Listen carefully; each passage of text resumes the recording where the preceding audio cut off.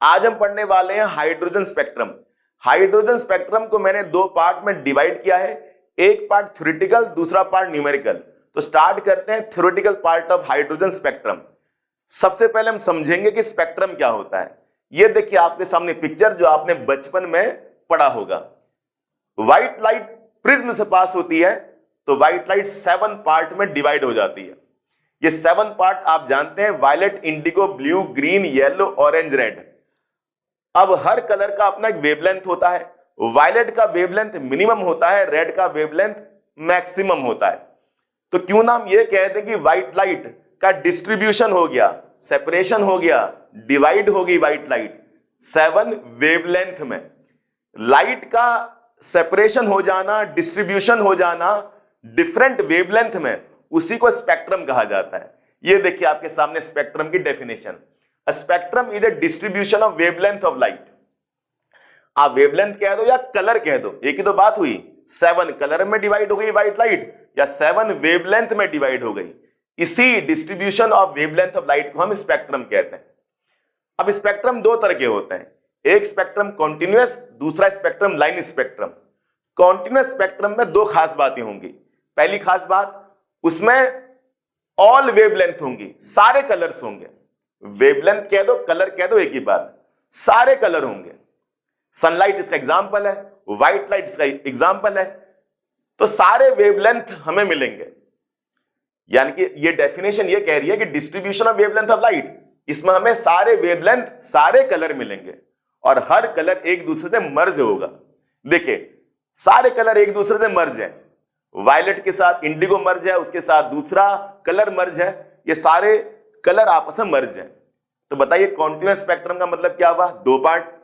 Continuous spectrum में हमें सारे वेवलेंथ मिलेंगी, सारे कलर्स मिलेंगे और ये सारी वेवलेंथ, सारे कलर मर्ज होंगे, तभी नाम हुआ कॉन्टिन्यूअस। लाइन स्पेक्ट्रम में हमें सारे वेवलेंथ, सारे कलर नहीं मिलेंगे, हमें कुछ स्पेसिफिक कलर मिलेंगे, कुछ फिक्स कलर मिलेंगे, कुछ फिक्स वेवलेंथ मिलेंगी और ये सारे वेवलेंथ, सारे कलर एक दूसरे के साथ मर्ज नहीं होंगे। आप देख रहे हैं सारे जितने भी स्पेसिफिक कलर हैं वो आपस में मर्ज नहीं है, उनके बीच में गैपिंग है। मैं उम्मीद कर रहा हूं आपको अच्छे से कॉन्टिन्यूअस एंड लाइन स्पेक्ट्रम का मतलब समझ आ गया। ठीक है, कॉन्टिन्यूअस स्पेक्ट्रम का जो एग्जांपल है व्हाइट लाइट है और लाइन स्पेक्ट्रम का जो एग्जांपल है वो हाइड्रोजन है। यहीं से टॉपिक स्टार्ट होता है हाइड्रोजन स्पेक्ट्रम। अब हम डिटेल में पढ़ेंगे हाइड्रोजन स्पेक्ट्रम को। अब आपके सामने हाइड्रोजन स्पेक्ट्रम की डिटेल्स मेंशन है। ये देखिए point number 1, hydrogen atom has only electron making it the simplest atom. Hydrogen के पास एक ही इलेक्ट्रॉन होता है, इस तरह से हाइड्रोजन एक सिंपलेस्ट एटम के तौर पर जाना जाता है। ये देखिए हाइड्रोजन का इकलौता इलेक्ट्रॉन, सिंगल इलेक्ट्रॉन। ये मैंने आपके सामने ऑर्बिट बना रखे हैं, first orbit, second orbit, third orbit, fourth orbit and so on. In orbits को हम एनर्जी लेवल भी कहते हैं। एनर्जी लेवल कह दो, ऑर्बिट कह दो, एक ही बात है। अब ये हाइड्रोजन का जो इलेक्ट्रॉन है ये फर्स्ट ऑर्बिट में रिवॉल्व करता है। ये देखिए ये इलेक्ट्रॉन फर्स्ट ऑर्बिट में रिवॉल्व कर रहा है। अब ये एक्साइटेड हो जाता है। जब इलेक्ट्रॉन एक्साइटेड हो जाता है तो उसका मतलब वो हायर ऑर्बिट पर पहुंच चुका है। अब इलेक्ट्रॉन एक्साइटेड कब होता है? सिंपल मेंशन है आपके सामने, when hydrogen gas is excited by heating और पासिंग इलेक्ट्रिसिटी। जब हम हाइड्रोजन गैस को हीट सप्लाई करेंगे या फिर इलेक्ट्रिसिटी पास करेंगे तो हाइड्रोजन का जो सिंगल इलेक्ट्रॉन है ये एक्साइटेड हो जाएगा, लोअर ऑर्बिट से हायर ऑर्बिट पर पहुंच जाएगा। इसी को एक्साइटेशन कहते हैं, एक्साइटेड कहते हैं। अब ये याद रहे, जब भी कोई पार्टिकल या बॉडी एनर्जी एब्जॉर्ब करती है तो थोड़ी देर बाद उस एनर्जी को एमिट भी करना शुरू कर देती है। इसी तरह से जो इलेक्ट्रॉन ने एनर्जी एब्जॉर्ब किया हीट से और इलेक्ट्रिसिटी से, वो हायर ऑर्बिट पर पहुंचा, थोड़ी देर बाद वो एनर्जी एमिट होना शुरू हो जाएगी और इलेक्ट्रॉन वापस हायर ऑर्बिट से लोअर ऑर्बिट में आ जाएगा। सिंपल सी बात है, जब इलेक्ट्रॉन हायर ऑर्बिट से लोअर ऑर्बिट में आएगा तो एनर्जी एमिट होगी, लाइट एमिट होगी। इस एमिटेड लाइट को हम पास करेंगे प्रिज्म से, हमें क्या मिलेगा? लाइन स्पेक्ट्रम मिलेगा। इसी लाइन स्पेक्ट्रम को हम हाइड्रोजन स्पेक्ट्रम कहते हैं। सबको याद होना चाहिए, दो तरह के स्पेक्ट्रम होते हैं, continuous spectrum, line spectrum. Continuous spectrum में क्या होता है? सारे कलर वेवलेंथ मर्ज होंगे सारे कलर वेवलेंथ मर्ज होंगे, हमें सारी वेवलेंथ मिलेंगी। लाइन स्पेक्ट्रम में हमें कुछ स्पेसिफिक वेवलेंथ मिलेंगी, स्पेसिफिक कलर मिलेंगे, वो आपस में मर्ज नहीं रहेंगे। तो हाइड्रोजन स्पेक्ट्रम एक लाइन स्पेक्ट्रम है। The spectrum is called the atomic emission spectrum of hydrogen, या फिर सिंपल हाइड्रोजन स्पेक्ट्रम कहते हैं। ये जो हमें स्पेक्ट्रम मिलेगा, ये जो हमें लाइन स्पेक्ट्रम मिलेगा, उसी को हम कहते हैं हाइड्रोजन स्पेक्ट्रम, या फिर सिंपल बोल दो atomic emission spectrum of hydrogen, या फिर बोल दो हाइड्रोजन स्पेक्ट्रम, एक ही बात है। अब point number 5, each line in the spectrum represent as energy difference between two energy level. Energy level तो आप जानते ही, ऑर्बिट को कहते हैं। लाइन क्या होती है? बहुत सिंपल।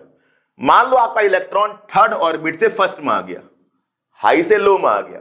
हाई से लो में जब इलेक्ट्रॉन आता है तो लाइट एनर्जी एमिट होती है। आपका इलेक्ट्रॉन थर्ड ऑर्बिट से फर्स्ट ऑर्बिट में आ चुका है।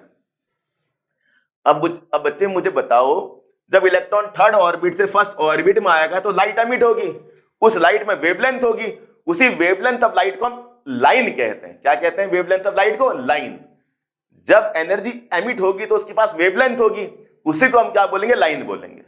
इसी तरह से इलेक्ट्रॉन चौथे ऑर्बिट से फर्स्ट ऑर्बिट में आया, फिर एक और वेवलेंथ ऑफ लाइट एमिट होगी, उसको लाइन बोलेंगे। ये लाइन है क्या? ये लाइन क्या है? कह रहा है टू एनर्जी लेवल के बीच में एनर्जी डिफरेंस है। मतलब क्या हुआ? अगर इलेक्ट्रॉन थर्ड ऑर्बिट से फर्स्ट ऑर्बिट में आया तो फर्स्ट ऑर्बिट में इलेक्ट्रॉन की एनर्जी होगी, उसी तरह से थर्ड ऑर्बिट में इलेक्ट्रॉन की एनर्जी होगी, वो दोनों एनर्जी अलग होगी। इस तरह से एनर्जी डिफरेंस आ जाएगा, उसी एनर्जी डिफरेंस से लाइन क्रिएट हो जाएगी, वेवलेंथ ऑफ लाइट एमिट हो जाएगी।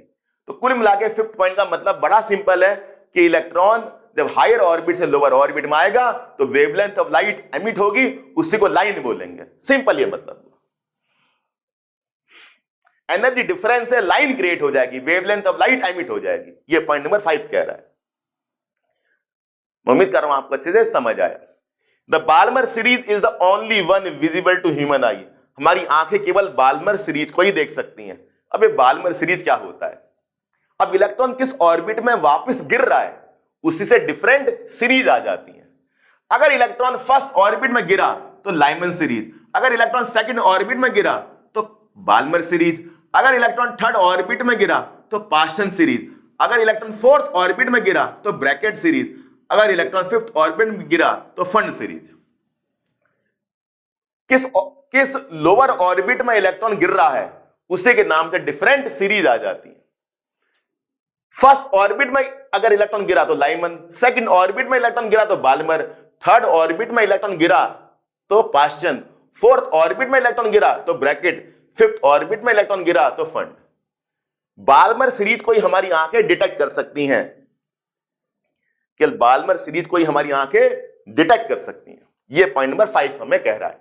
अब बताइए लाइमन सीरीज का मतलब क्या हुआ? आपका इलेक्ट्रॉन हायर ऑर्बिट से फर्स्ट ऑर्बिट में गिरा। हायर ऑर्बिट क्या होगा? फर्स्ट के बाद जो भी है वो हायर ऑर्बिट है। सेकंड, थर्ड, 4, 5, सेकंड, थर्ड, 4, 5, 6, 7, 8, 9, उनमें से कहीं से भी इलेक्ट्रॉन गिरेगा फर्स्ट में। इसी तरह से बाल्मर सीरीज के हायर ऑर्बिट क्या है? 3, 4, 5, 6, सेकंड के बाद सारे। तो आपका इलेक्ट्रॉन जो है वो थर्ड, 4, 5, 6, 7, 8 से कहां गिरेगा? सेकंड ऑर्बिट में। इसी तरह से पास्टन क्या होगा? आपका इलेक्ट्रॉन 4, 5, 6, 7, 8 से कहां गिरेगा? थर्ड ऑर्बिट में। इसी तरह ब्रैकेट सीरीज क्या होगा? आपका इलेक्ट्रॉन 6, 7, 8, 9 से कहां गिरेगा? फोर्थ ऑर्बिट में। इसी तरह फंड सीरीज आपका इलेक्ट्रॉन 6, 7, 8, 9 से कहां गिरेगा? फिफ्थ ऑर्बिट में। इस तरह बच्चों डिफरेंट सीरीज आ जाती हैं कि इलेक्ट्रॉन किस लोअर ऑर्बिट में गिर रहा है। N1, N2, ये N1 है वो N2 है। सबका N1 फिक्स है, N2 सबका डिफरेंट हो सकता है। यानी कि अगर लाइमन में N1 हमेशा 1 ही रहेगा, हमेशा 1 रहेगा, बाल्मर में N1 हमेशा 2 रहेगा, N2 डिफरेंट हो सकता है, 3 भी हो सकता है, 4 भी हो सकता है, 5 भी हो सकता है, 6 भी हो सकता है। अब कौन सी लाइट होगी एमिट, इसको रीजन कहते हैं। कौन सी लाइट एमिट होगी? जैसे लाइमन में अल्ट्रा वायलेट लाइट एमिट होगी, बाल्मर में विजिबल लाइट एमिट होगी, और विजिबल लाइट हमारी आंखों से दिखेगी। The Balmer series is the only one visible to human eye. Paschen में इंफ्रारेड लाइट एमिट होगी, ब्रैकेट में भी इंफ्रारेड लाइट एमिट होगी, फंड में भी infrared, what is IR, infrared light. इस तरह से आपके सामने मैंने टेबल बना दी। अब लाइट की वेवलेंथ कैसे निकालें? लाइट की वेवलेंथ निकालने का फॉर्मूला है रेडबर्ग फॉर्मूला। ये आपके सामने रेडबर्ग फॉर्मूला मेंशन है, 1/λ is equal to RH 1/n1 का स्क्वायर माइनस 1/n2 का square into Z square. Lambda wavelength होता है, RH रेडबर्ग कांस्टेंट होता है जिसकी वैल्यू है 109,677 पर सेंटीमीटर। N1 सबका N1 फिक्स है, लाइमन होगा तो N1 1 पुट करना, बाल्मर होगा तो N1 2 पुट करना, पास्टन होगा तो N1 3 पुट करना, ब्रैकेट होगा तो N1 4 पुट करना, फंड होगा तो N1 5 पुट करना। N2 जो है वो अलग अलग हो सकता है, लाइमन के लिए वो 2 हो सकता है, 3 हो सकता है, 4 हो सकता है, 5 हो सकता है। एग्जाम में N2 मेंशन होगा, या आपको आइडेंटिफाई करना पड़ेगा, जब न्यूमेरिकल करेंगे तो अपने आप पता चल जाएगा। इंटू जेड, अब ये जेड क्या है? जेड एटॉमिक नंबर होता है और ये फॉर्मूला 3 के लिए वैलिड है, हाइड्रोजन के लिए वैलिड है, He+ के लिए वैलिड है, Li2+ के लिए वैलिड है, He+ helium ion, Li2+ lithium ion.